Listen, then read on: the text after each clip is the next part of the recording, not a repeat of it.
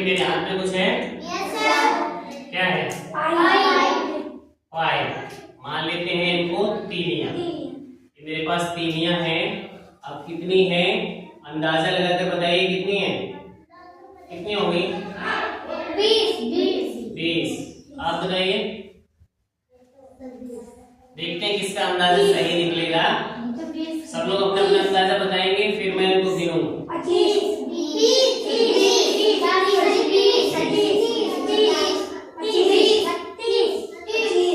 राम गणेश ने 25 बताया है, आपने 20, 30, आपने 20, तुम्हारा 20। ज्यादातर लोगों ने 20 बताया है और 25 एक लोगों ने बताया है और 30 2-3 लोगों ने बताया है ना। चलिए गिनते हैं, देखते हैं किसने सही बताया है, अंदाज किसका सही निकलता है।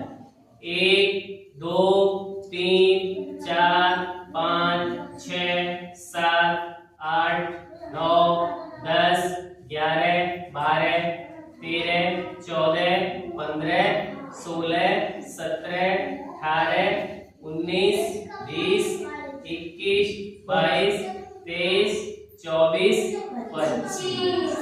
कितना निकला? 25। राम गणेश ने सही बताया था कि 25 है ये तीलियां।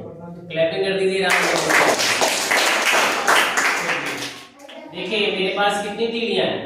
25 तीलियां हैं। अब मुझे 5-5 तीलियों के पैकेट बनाने हों, तो हम देखेंगे कि कितने पैकेट बनते हैं इससे, है ना। तो इसके लिए हम क्या करेंगे, 5-5 तीलियां गिनेंगे और एक एक पैकेट में रखते रहेंगे। अब यहाँ पैकेट तो है नहीं रखने के लिए, तो मैं 5 तीलियां गिनूंगा, एक लोग आ जाएगा, वो 5 तीलियां गिनेगा और एक एक लोगों को 5-5 तीलियां देता रहेगा।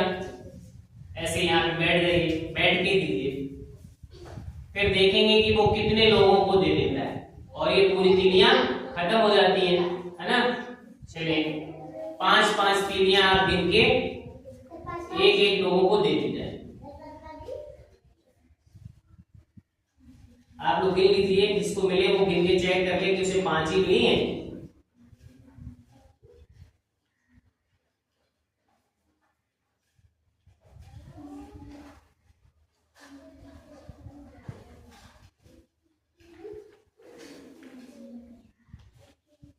खत्म हो गई सभी? अब देखिए कितने लोगों को मिली है? 5 लोगों। क्या सबके पास 5-5 तीलियां हैं? हाँ, तो कितने पैकेट बन गए? 5 पैकेट बन गए। अब देखिए, जाइए मुझे दीजिए, 1 2 3 4 और 5। तो मैंने 5-5 तीलियों के कितने पैकेट बन गए? 5 पैकेट बन गए। 25 तीलियां थी हमारे पास, तो हमने क्या किया, किसी भी 25 कुल संख्या थी और उसमें से पहले मैंने 5 को घटा दिया, है ना। 5 को निकाल लिया तो 5 को घटाना हुआ ना, फिर दोबारा से 5 को घटा दिया, दूसरा पैकेट बन गया।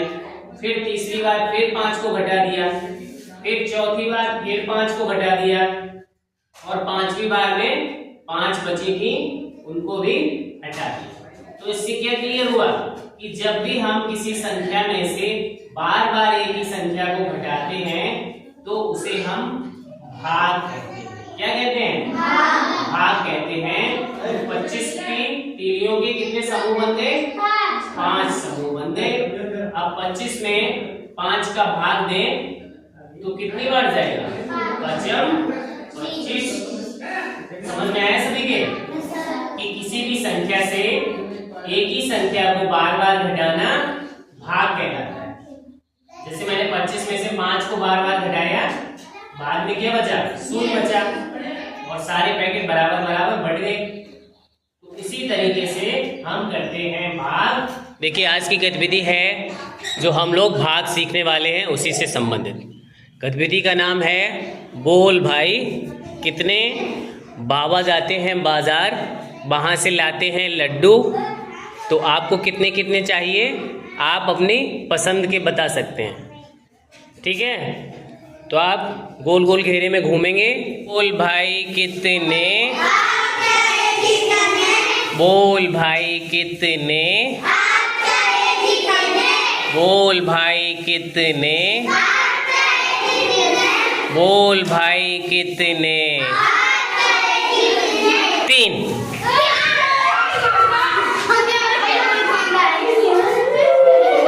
तीन के देखिए कितने ग्रुप बने हैं?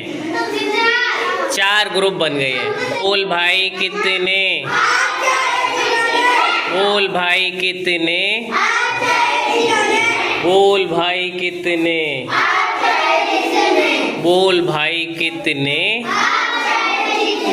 बोल भाई कितने? 5।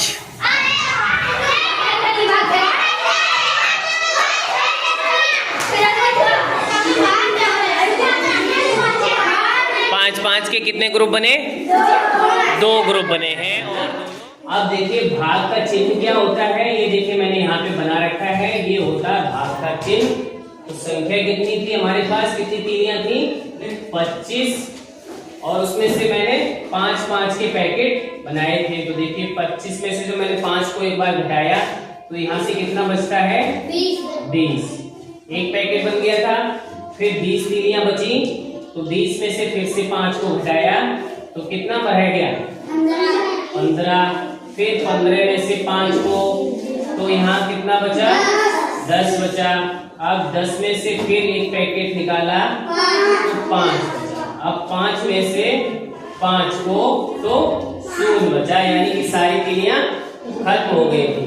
तो देखा, इसी एक संख्या में बार बार एक ही संख्या को घटाना भाग कहलाता है, या बराबर बराबर समूह बनाना ही भाग है। अब इसमें भाग के तरीके से हम करेंगे तो कैसे करेंगे? यहाँ पर देखिए 25 और ये भाग का चिन्ह लगाएंगे और 5 लिखेंगे। इसका मतलब हुआ 25 भाग 5। 25 को 5 लोगों में बराबर बराबर बांटना है। इसके लिए हम क्या करते हैं? इसे ऐसे लिखते हैं, यहाँ पर 25 लिखेंगे और यहाँ 5 का भाग देंगे। ठीक है। अब देखिए 5 का भाग हम 25 में देंगे तो कितनी बार जाएगा? 5 बार जाएगा। उसको यहाँ पर लिख देंगे 5 बार। 5 25, तो यहाँ हो गया 25। अब क्या करते हैं? हम ऊपर वाली संख्या से नीचे वाली संख्या को घटा देते हैं। क्लियर? 5 में से 5 जाएगा, कुछ बचेगा? 0 बचेगा। और 2 में से 2 जाएगा तो 0 बचेगा, यानी कि 25 में से 25 को घटाएंगे तो कुछ भी बचेगा नहीं, तो हम यहाँ लिखेंगे 0। ठीक है। अब देखिए जिस संख्या से हम भाग देते हैं वो संख्या होती है भाजक। उसको क्या कहते हैं? भाजक कहते हैं। ठीक है। अब जिसमें भाग दिया जाता है उस संख्या को हम भाज्य कहते हैं, और जो बचता है उसे हम क्या कहते हैं? शेषफल कहते हैं। क्या कहते हैं? शेषफल। ये चीजें भी आपको पता होनी चाहिए। और जब भाग देने के बाद जो आता है उसको हम कहते हैं भागफल। क्या कहते हैं? भागफल। ठीक है। तो जब भी आपसे पूछा जाए कि भाग में क्या भाज्य होता है, क्या भाजक होता है, भागफल, शेषफल, तो आप इस तरीके से इन चीजों को ध्यान में रखेंगे। अब आइए कोई एक और भाग का सवाल हल करते हैं। देखिए यहाँ पर हम हल करते हैं 31 को भाग 4। ठीक है। 31 में हमें 4 का भाग देना है, तो हम सबसे पहले इसे ऐसे लिखेंगे 31 और यहाँ 4। अब हम 4 का पाड़ा देखिए पहले क्या करते हैं? पहली संख्या में देंगे। अब ये संख्या अगर छोटी होगी तो पूरी संख्या को शामिल करते हैं। तो 31 में जब भाग देंगे तो पाड़ा पढ़िए, वो 31 से ज्यादा नहीं होना चाहिए, या तो इस संख्या के बराबर हो जाए या इससे इतना कम रहे कि घटाने पर इसके बराबर नहीं आना चाहिए। क्लियर? तो 4 का पाड़ा पढ़ेंगे। 4 एकम 4, 4 दूनी 8, 4 त्रियो 12, 4 चौको 16, 4 पंजे 20, 4 छक 24, 4 सत्तो 28, 4 सत्तो 28, 4 गुणे 7 बराबर कितना आया? 28।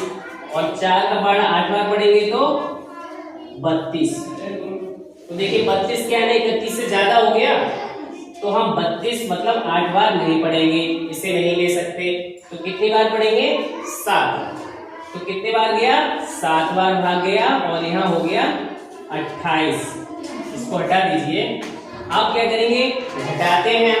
तो यहाँ 1 में से 8 जाएगा नहीं, 11 में से 8 जाएंगे, कितने बचेंगे? 3। और यहाँ 2 रह गया था, 2 में से 2 गया तो कुछ नहीं बचा। अब देखिए ये मेरा भाग हो गया हल। ये है शेषफल। क्या है ये? शेषफल। कितना बचा शेषफल? 3 और 7 भागफल आ गया। इस तरीके से हम कोई भी भाग बड़ी ही आसानी से हल कर पाए।